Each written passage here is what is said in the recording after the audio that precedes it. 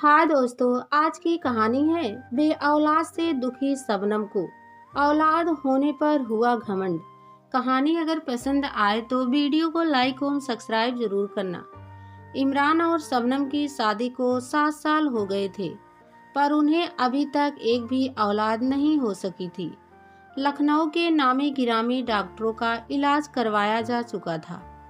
हजारों रुपए के टेस्ट करवाए गए, पर सब फजूल। डॉक्टरों ने शबनम और इमरान दोनों के टेस्ट की रिपोर्ट आने के बाद यही बताया था कि दोनों की जिस्मानी हालत बिल्कुल ठीक नहीं है। हालांकि वे दोनों बच्चा पैदा करने में पूरी तरह से काबिल हैं, पर अगर फिर भी बच्चा नहीं हो रहा है तो सही समय का इंतजार करें। इमरान के घर में किसी तरह की कोई कमी नहीं थी। वह घर में मझला भाई था। बड़े भाई के 3 बच्चे थे, 2 बेटे और 1 बेटी। इमरान का एक छोटा भाई हैदर था, जिसका हाल ही में निकाह हुआ था। इमरान की कमाई का जरिया उसकी आराम मशीन थी, जो घर से कुछ ही दूरी पर लगी हुई थी। उस पर इतना काम आता कि काम बंद करते करते ही रात के 9 भी बज जाते थे। तकरीबन 15 आरा मशीन पर नौकर लगे हुए थे, जो बड़ी ईमानदारी से काम करते थे। पुराने लखनऊ में 3 मंजिला मकान होना अपने आप में बहुत बड़ी बात थी, और 4 पहियों की 2 गाड़ियां भी इमरान के दरवाजे पर खड़ी रहकर शान बढ़ाती थी। इमरान के पास न तो काम की कमी थी और न ही पैसे की। उसकी और शबनम की जिंदगी में एक औलाद की कमी जरूर थी, और यह कमी इमरान को अब और भी खलने लगी जब छोटे भाई हैदर के निकाह के साल के अंदर ही वह भी एक चांद जैसी बेटी का बाप बन गया। सुनो जी, शादी के 2 सालों तक औलाद नहीं हुई तो अब हमें औलाद क्या होगी? इसलिए मैं चाहती हूँ कि हम कोई बच्चा गोद ले ले। एक दिन शबनम ने कहा, तुम भी क्या बेकार की बातें करती हो? डॉक्टर ने कहा है कि मेरी मर्दांगनी में कोई कमी नहीं है और ना ही तुम में कोई कमी है, और फिर 2 सालों में तुम्हें 2 बार बच्चा ठहर भी तो चुका है। अब यह अलग बात है कि तुम उन्हें संभाल नहीं पाई और तुमको 2 महीने पर ही गर्भपात हो गया। हम फिर से कोशिश करेंगे और हमें औलाद जरूर होगी, इमरान ने शबनम को समझाया। शबनम की बच्चे को गोद लेने वाली बात से शायद इमरान के आत्मसम्मान को ठेस लग गई थी, इसलिए वह शबनम पर झल्ला उठा था। शबनम उस समय तो इमरान की बात का कोई जवाब नहीं दे पाई, पर एक औलाद ना होने के गम में वह अंदर ही अंदर घुटने लगी और परेशान रहने लगी। 2 साल का समय और गुजर गया। अब भी शबनम माँ नहीं बन पाई थी, और एक दिन अचानक वह बहुत बीमार पड़ गई। उसे डॉक्टरों को दिखाया गया। देखिए, इन्हें अंदरूनी कमजोरी है और ब्लड प्रेशर बढ़ा हुआ है। आप लोग इन्हें ज़्यादा से ज़्यादा खुश रखने की कोशिश कीजिए। इनकी बीमारी अपने आप ठीक हो जाएगी, डॉक्टर कहकर चला गया। इमरान को पता था कि शबनम खुश क्यों नहीं रह पा रही है। शादी के इतने साल बाद भी वह मां नहीं बन पाई है। परेशान हालत में वह अपनी आरा मशीन पर बैठा हुआ लकड़ियों के एक ठूंठ को देख रहा था। सब खैरियत तो है इमरान बाबू? आरा मशीन पर काम करने वाले सज्जाद मुंशी ने पूछा। अरे कहाँ सज्जाद भाई, मेरी दिक्कतों को तो आपको पता ही है, पर अब शबनम ने मां ना बन पाने की बात को अपने जेहन की गहराइयों में बिठा लिया है, लिहाजा बीमार होकर वह बिस्तर पर पड़ी है। हाँ, एक बार उसने एक बच्चा गोद लेने की फरमाइश जरूर की थी, पर मैंने उसे मना कर दिया था, क्योंकि मुझे लगता है कि मेरे भाइयों के बच्चे भी तो मेरे बच्चे हैं, तो भला बच्चा गोद लेने की ज़रूरत है? इमरान उसे बता रहा था। तो इसमें परेशानी क्या है? आप किसी बच्चे को गोद ले सकते हैं। सज्जाद मुंशी ने कहा, ऐसे हर किसी राह चलते का बच्चा तो गोद नहीं लिया जा सकता ना शहजाद भाई। कोई ऐसा हो जिसे हम जानते हो, उसके परिवार में जानते हो, उनके परिवार में कोई ऐब ना हो तो ही ठीक है, वरना हम बे औलाद ही मर जाए तो बेहतर होगा। इमरान ने लंबी सांस भरते हुए कहा, ऐसी बात मत कहिए हुजूर, वैसे अगर आप चाहे तो इस नाचीज का बच्चा गोद ले सकते हैं। अभी मेरी बीवी ने कोई 10 दिन पहले ही एक बेटी को जन्म दिया है। आप तो जानते ही हैं कि मेरे पहले से ही 3 लड़कियां हैं। एक लड़के की चाह में मेरा परिवार बड़ा होता गया। अब इतनी महंगाई के दौर में 4 लड़कियों को पालना मेरे लिए भी मुश्किल होगा। शुरुआत से आप बच्ची को साथ रखेंगे तो वह आपको अब्बू और शबनम को मम्मी ही समझेगी।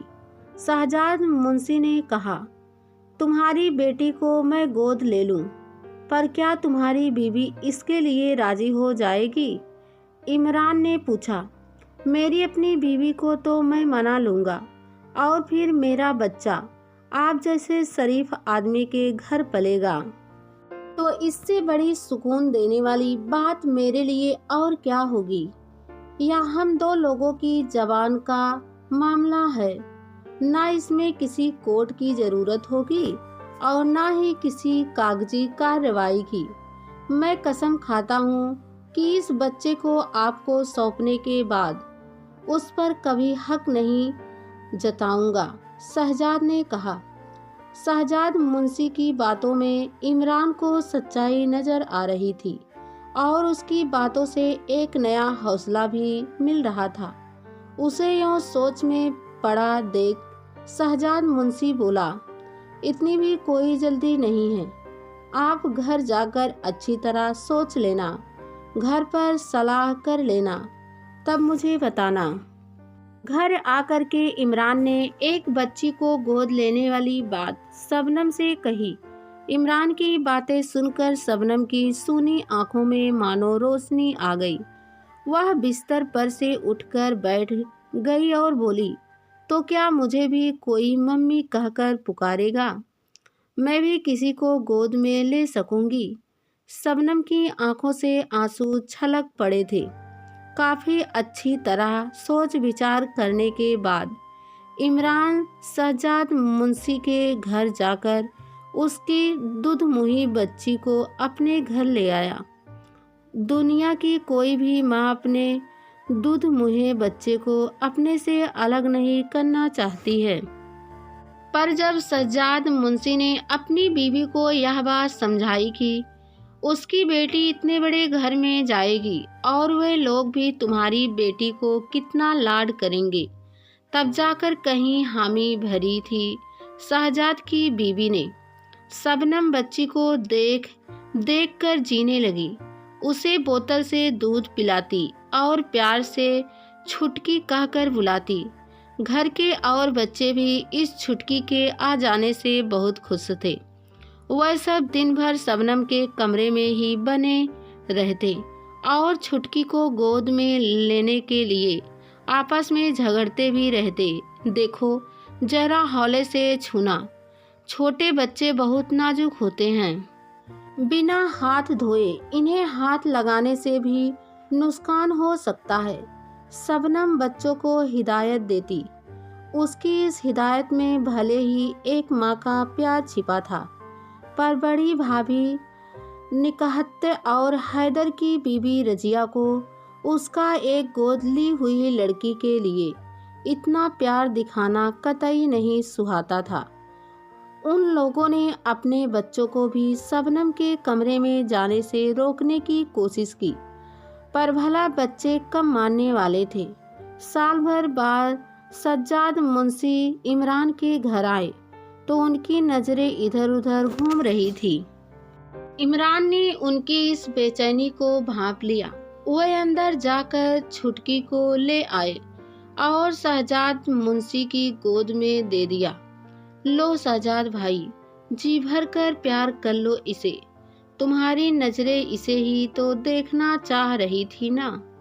उसे देख शहजाद मुंशी की आंखें छलछला आई थी। वह कुछ देर तक तो छुटकी को देखते ही रहे, फिर बोले, जी इमरान साहब, मेरी नहीं, यह आपकी बेटी है और आपके घर में आकर इसकी जिंदगी भी संवर जाएगी। आप इसे पालकर मुझ गरीब पर एहसान कर रहे हैं। नहीं नहीं शहजाद भाई, आप ये कैसी बातें कर रहे हैं? एहसान तो आपका है जो अपने घर की रौनक को हमें सौंपा है। इमरान ने शहजाद को गले लगाते हुए कहा। इमरान का मन भी आरा मशीन के काम में लगने लगा था और शबनम भी दिन भर घर के काम के साथ साथ छुटकी का ध्यान भी खूब रखती। जब तक इमरान ने छुटकी को गोद नहीं लिया था तो शबनम तनाव के चलते रात में सेक्स के मामले में इमरान का बिस्तर पर बिल्कुल भी साथ नहीं देती। पर अब हालात बेहतर हो गए थे। रात में शबनम रोमानी हो जाती और बिस्तर पर कभी नखरे नहीं करती और खुलकर इमरान का साथ देती। एक दिन जब शबनम छुटकी के साथ खेल रही थी, तभी शबनम को अचानक चक्कर आ गया और वह गिरते गिरते बची। पर आम घरेलू औरतों की तरह उसने भी एक सामान्य बात समझी। पर उसी शाम को जब शबनम इमरान को दूध का गिलास देने जा रही थी, तब एक बार फिर से शबनम को चक्कर आ गया और दूध फर्श पर फैल गया। अरे यह क्या हुआ तुम्हें? शबनम क्या बात है? तुम्हारी तबीयत तो ठीक है ना? इमरान ने शबनम को सहारा देकर उठाते हुए कहा। नहीं, बस ऐसे ही जरा सा सिर घूम गया था। शबनम ने कहा, सिर घूमने के भी कई कारण हो सकते हैं। बेवजह तो कभी किसी को चक्कर नहीं आता। मैं कल सुबह ही तुम्हें डॉक्टर के पास ले जाऊंगा, इमरान ने कहा। अगली सुबह इमरान और शबनम डॉक्टर के पास पहुंचे और डॉक्टर ने शबनम का पूरा चेकअप किया। मुबारक हो, आप मां बनने वाली हैं। यह सुनकर शबनम बुरी तरह चौंक गई थी। डॉक्टर के शब्द चाशनी की तरह शबनम के कानों में उतरते हुए चले गए। शबनम ने जब यह खुशखबरी इमरान को सुनाई तो वह भी खुशी से झूम उठा। उसने अपने भाइयों को भी फोन पर यह खुशखबरी सुना दी। जहां पहले शबनम घर का सारा काम करती थी, वहीं अब उसे पूरा आराम दिया गया।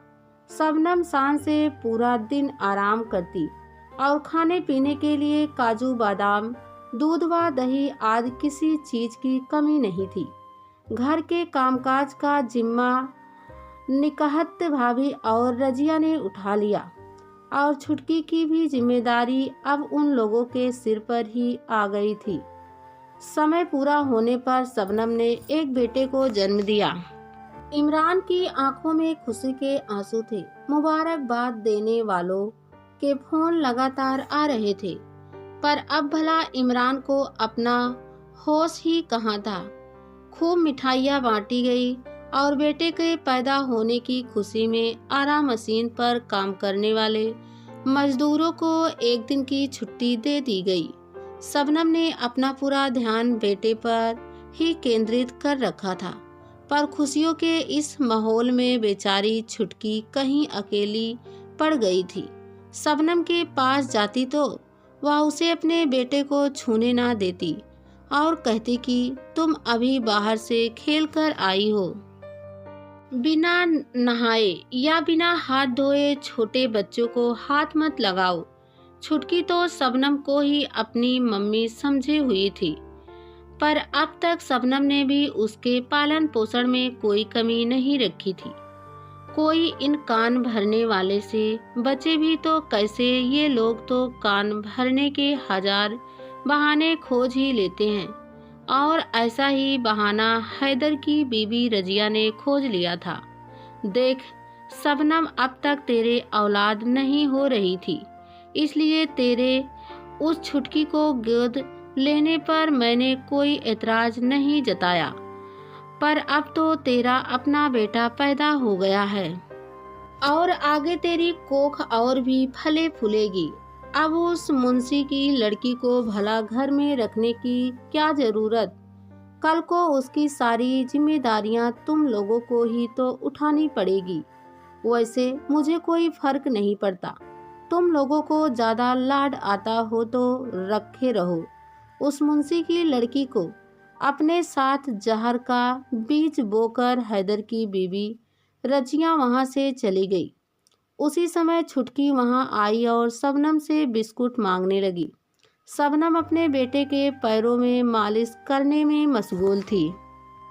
ऐसे समय उसे छुटकी का यूं जिद करना अखर सा रहा था, पर छुटकी ने फिर भी जिद बंद नहीं की तो शबनम झल्ला उठी और एक जोरदार तमाचा उसने छुटकी के गाल पर रसीद कर दिया। फिर तो यह आए दिन होता ही रहता। छुटकी की हर बात पर उसे मारना और डांटना आम बात बन गई थी। और फिर वह दिन भी आ गया जब शबनम ने इमरान से कहा, सुनो, अब तो हमारा बेटा जुनैद हमारी गोद में है और फिर अब तो हम दोबारा भी माँ बन सकते हैं। ऐसे में हमें छुटकी को उसके असली माँ बाप को सौंप देना चाहिए। उसके बड़े होने के साथ ही उसकी जिम्मेदारी भी तो हमें लेनी पड़ेगी। क्या बकवास बात है। हमारे आड़े वक्त में शहजाद मुंशी ने अपनी बेटी हम बे औलाद को सौंप कर हमें मुस्कुराने का मौका दिया, और वह भी सिर्फ एक जबान पर। उन्होंने इस बात की कोई कागजी कार्रवाई भी नहीं कराई। और आज जब हमारा खुद का बच्चा इस दुनिया में आ गया है तो हम उनकी बेटी को उन्हें वापस कर दें? यह हमारी मौका पस्ती नहीं कहलाएगी। इमरान नाराजगी दिखा रहा था। उस पर तो शबनम ने खामोश रहना ही सही समझा, पर उसके मन में अब छुटकी के लिए वह प्यार नहीं रहा था। कहते हैं कि अच्छा समय बीतते ज्यादा वक्त नहीं लगता। ऐसा ही कुछ यहाँ भी हुआ।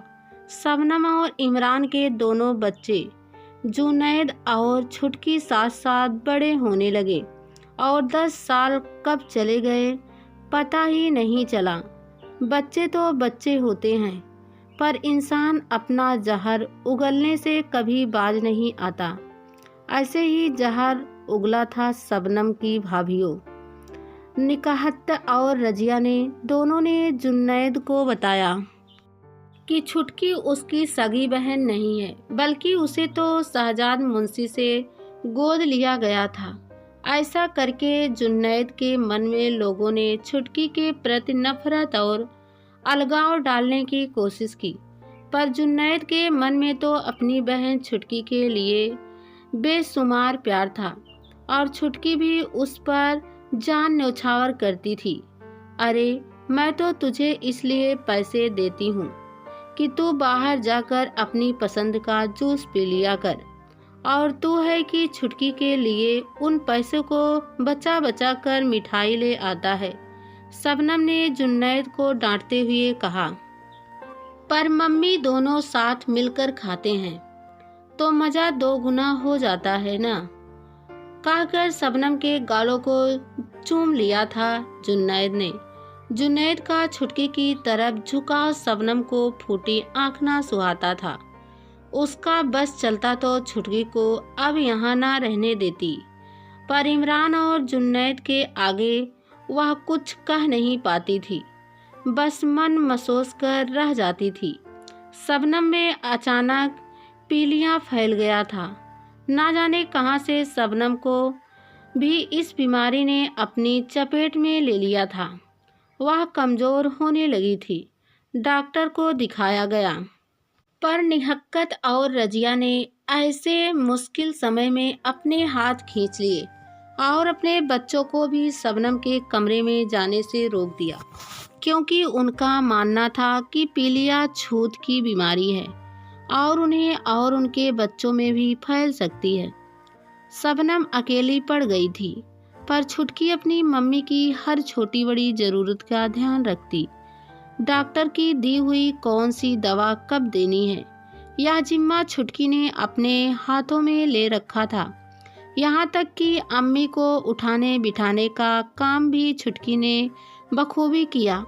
साथ ही इमरान और जुन्नैद को भी खाने पीने और किसी भी तरह की कोई तकलीफ ना होने दी।